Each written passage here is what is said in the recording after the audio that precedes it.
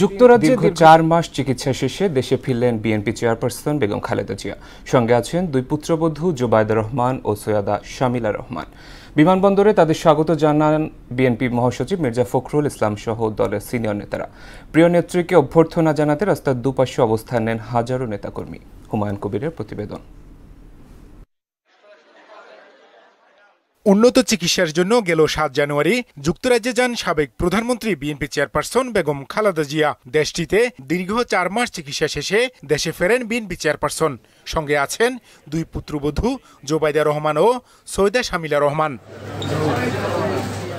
সকাল ১১টার কিছু সময় আগে হযরত শাহজালাল আন্তর্জাতিক বিমানবন্দরে অবতরণ করে তাদের বহনকারী কাতারের রাজপরিবারের বিশেষ বিমান। বিমানবন্দরে বেগম জিয়াকে অভ্যর্থনা জানান বিএনপি মহাসচিব মির্জা ফখরুল সহ দলটির নেতারা।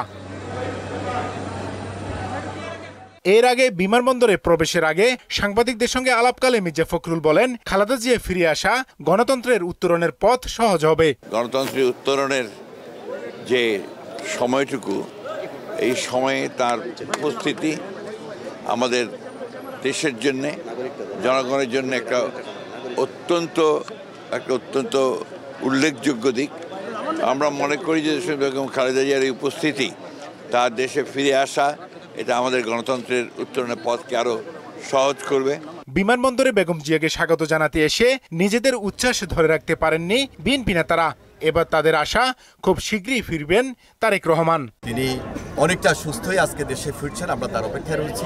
দেশে একটা স্বাভাবিক রাজনীতির পরিবেশ থাকবে, গণতন্ত্রের বীজ শক্তিশালী হবে, আমরা তার হাতকে শক্তিশালী করব। কাতারের আমিরের রাজকীয় অ্যাম্বুলেন্সে আমাদের নেত্রী সসম্মানে লন্ডনে গিয়েছেন এবং লন্ডন থেকে চিকিৎসা শেষে আবার দেশে ফিরে আসছেন। আমরা অত্যন্ত আনন্দিত। আজকে মনে হচ্ছে যে আমরা একটা ঈদের আনন্দ উপভোগ করছি। নির্বাচনের মাধ্যমে যখন জনগণের সরকার প্রতিষ্ঠিত হবে, ঠিক তখনই পরিপূর্ণভাবে আমরা গণতন্ত্র প্রতিষ্ঠিত করতে পারবো, পরিপূর্ণভাবে সংস্কার করতে পারবো এবং পরিপূর্ণভাবে এই স্বৈরাচার শেখ হাসিনা সহ সকল স্বৈরাচারের প্রেতাত্মাদের আমরা বিচার করতে পারবো। বিমানবন্দর থেকে গাড়িবহর নিয়ে সেনাবাহিনী ও পুলিশের কড়া নিরাপত্তায় গুলশানের বাসভবনে ফিরোজের উদ্দেশ্যে রওনা হন বেগম জিয়া। প্রিয় নেত্রীকে স্বাগত জানাতে আগে থেকেই বিমানবন্দর বনানী সড়কে ঢল নামে নেতাকর্মীদের। খালেদা জিয়ার আগমন উপলক্ষে গুলশান বাসভবন ফিরোজায় ও আশপাশের এলাকা ব্যাপক নিরাপত্তা নেয় আইনশৃঙ্খলা রক্ষাকারী বাহিনী।